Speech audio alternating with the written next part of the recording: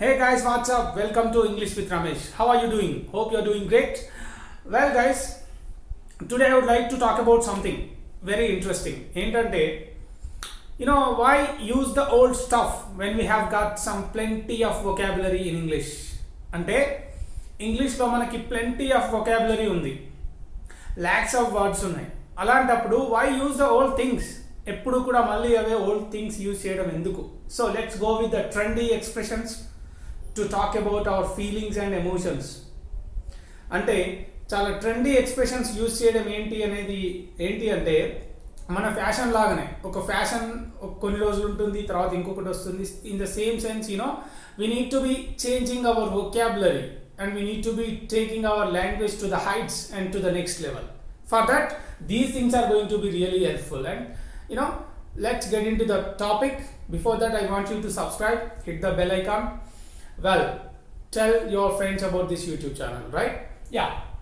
ఇక్కడ very happy అని చెప్పడానికి లేదా వెరీ అన్హ్యాపీ అని చెప్పడానికి టు బి ఫీలింగ్ ఎక్సైటెడ్ అని చెప్పడానికి, యాంగ్జైటీగా ఫీల్ అవుతున్నామని చెప్పడానికి we have got some couple of trendy expressions, అంటే స్టైలిష్ ఎక్స్ప్రెషన్స్ ఉన్నాయి. అవి యూజ్ చేసే ప్రయత్నం చేయండి.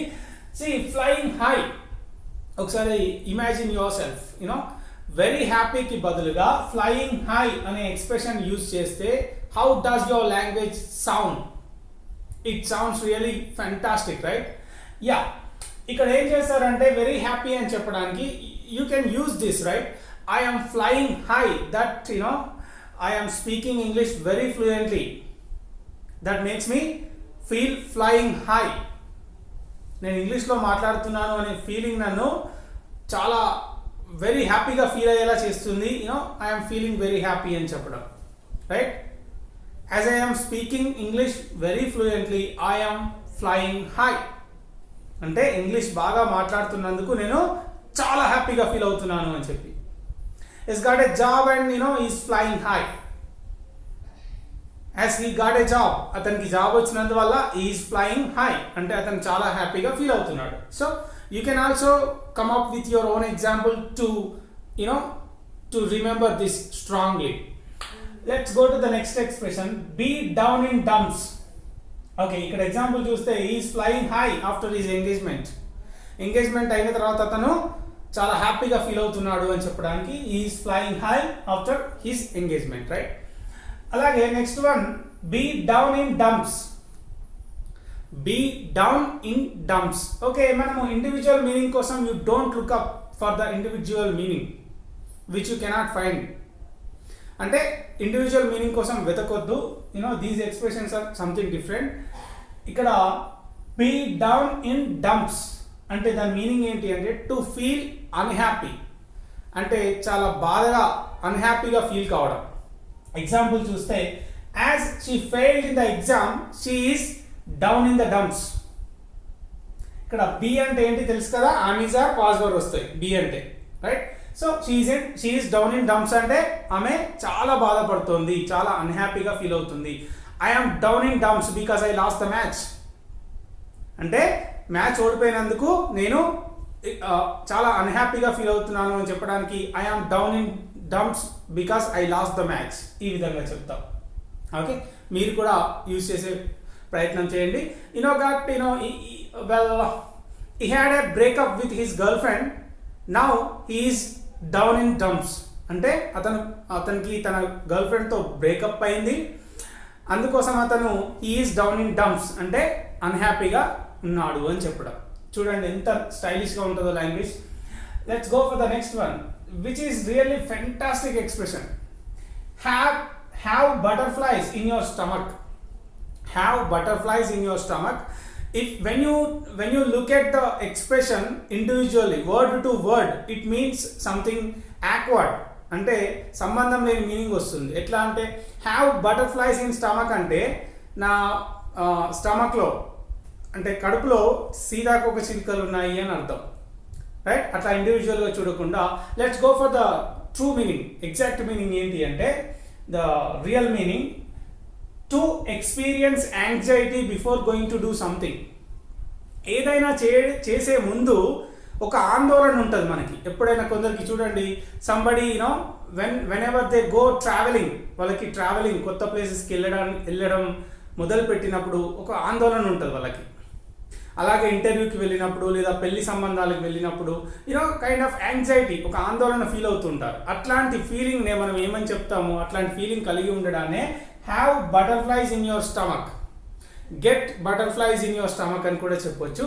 సో ఈ ఎక్స్ప్రెషన్ని మనం ఎగ్జాంపుల్లో ఏ విధంగా యూజ్ చేయొచ్చు అంటే, ఈ had butterflies in he stomach before he went to the interview, లేదా when he went to the interview. Of course ఇక్కడ ఏమవుతుంది, అతను ఇంటర్వ్యూకి వెళ్ళే ముందు చాలా ఆందోళన పడ్డాడు అని చెప్పడానికి హీ ఫెల్ట్ వెరీ యాంగ్జైటీ అని చెప్పొచ్చు. But it becomes a usual expression which is used by most of the people.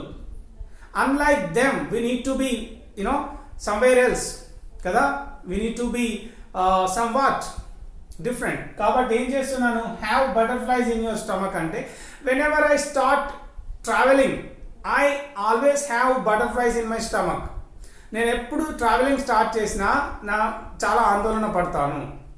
When ever he goes to the new places he always has butterflies in his stomach అంటే అతను కొత్త ప్లేసెస్కి ఎప్పుడు వెళ్ళినా చాలా ఆందోళనగా ఫీల్ అవుతాడు అని చెప్పడం.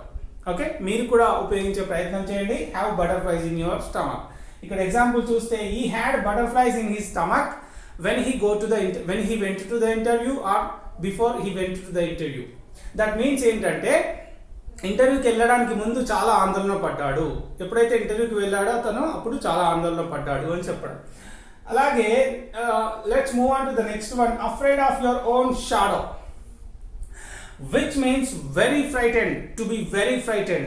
ఫ్రైటెండ్ అంటే భయపడ, చాలా ఎక్కువగా భయపడ. సో ఇక్కడ ఏమవుతుంది, afraid of your own shadow అంటే వాళ్ళ నీడని చూసినా భయపడతారు, అంత భయంకరంగా భయపడతారు అన్నమాట. ఎక్కువగా భయపడే సిచ్యువేషన్లో మీరు ఈ ఎక్స్ప్రెషన్ని యూజ్ చేయొచ్చు. ఏంటి ఇది, afraid of your own shadow. Your ప్లేస్లో సమ్వన్, అఫ్ కోర్స్ అంటే అతను భయపడతాడని చెప్పినప్పుడు హిస్ షాడో అని వస్తుంది, ఆమె భయపడుతుందని చెప్పినప్పుడు హర్ షాడో అని యూజ్ చేయాల్సి ఉంటుంది. Okay, he talks a lot about horror movies, but when ever he goes to the theatre is always afraid of his shadow. అతను హారర్ మూవీస్ గురించి బాగా చెప్తాడు, but when ever he goes to థియేటర్కి వెళ్ళినప్పుడు మాత్రం he is always afraid of his own shadow అంటే చాలా భయపడతాడు అని చెప్పడం. ఓకే, అలాగే when I first watched the horror movie I was really afraid of my own shadow అంటే ఆ మూవీ చూసినప్పుడు నేను చాలా భయపడ్డాను అని చెప్పడానికి. Okay, when I watched the evil dead for the first time I was really afraid of my own shadow అంటే నేను ఎప్పుడైతే ఎవిల్ డెడ్ సినిమాని ఫస్ట్ టైం చూశానో అప్పుడు నేను చాలా భయంకరంగా భయపడ్డాను అని చెప్పడానికి afraid of your own shadow అనే ఎక్స్ప్రెషన్ బాగా యూజ్ అవుతుంది. Okay, right.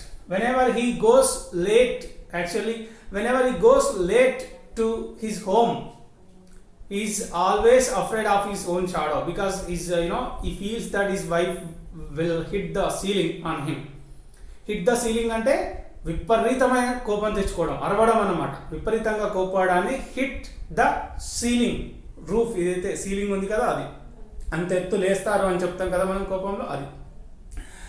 ఆ విధంగా మనం ఉపయోగించవచ్చు. Though he seems confident, example చూస్తే దో హీ సీమ్స్ కాన్ఫిడెంట్, అతను కాన్ఫిడెంట్గా కనిపించినప్పటికీ he is afraid of his own shadow అంటే అతను కాన్ఫిడెంట్గా కనిపించినప్పటికీ కూడా అతను చాలా భయపడతాడు అని చెప్పడానికి this is the nice example.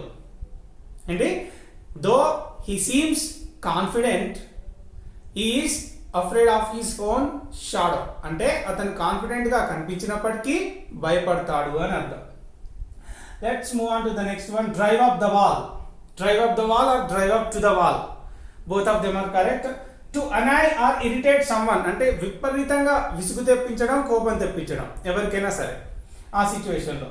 His stupid jokes always drive me up to the wall అంటే అతను వేసే స్టూపిడ్ జోక్స్ ఏవైతే ఉంటాయో అవి always drive me up to the wall అంటే నాకు చాలా చిరాకు తెప్పిస్తాయి అని చెప్పడం.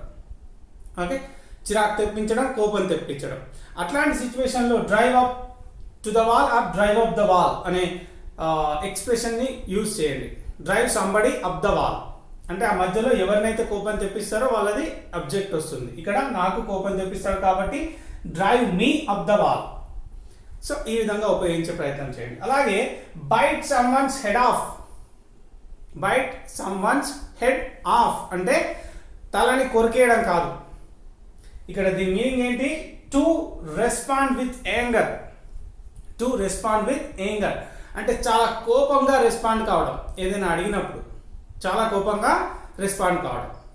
వెల్, ఇక్కడ when I call her during the office time she bit my head off అంటే నేను ఆమె ఆఫీస్ టైంలో కాల్ చేశాను. కాల్ చేసినప్పుడు ఆమె చాలా కోపంగా రెస్పాండ్ అయ్యింది అని చెప్పడానికి she bit my head of అని చెప్తాం.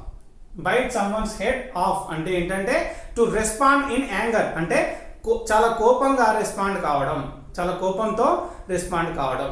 ఇక్కడ ఎగ్జాంపుల్ చూసినాం కదా, when I call her during the office time she bit my head off అంటే నేను ఎప్పుడైతే ఆమెకి ఆఫీస్ టైంలో కాల్ చేశానో ఆమె చాలా కోపంగా రెస్పాండ్ అయింది అని చెప్పడానికి. So these are the trendy expressions that we use to express, that we use to talk about our feelings and emotions in a different way, which help our language to sound better and perfect. Guys, అప్పుడప్పుడు ఇలా trendy expressions కూడా నేర్చుకుంటూ ఉంటే మన language అనేది చాలా ట్రెండీగా ఉంటుంది, స్టైలిష్గా ఉంటుంది. Right? We can be competing, we can be running running same with the English medium students, of course, right? We can be competing. Yeah. So hope you have enjoyed this class a lot. If it is so, try to hit the subscribe and click the bell icon. Tell your friends about this YouTube channel and ask them to subscribe. My aim is to make everybody speak English. That is the main intention of this YouTube channel, right? Thanks a lot for watching. Have a good one.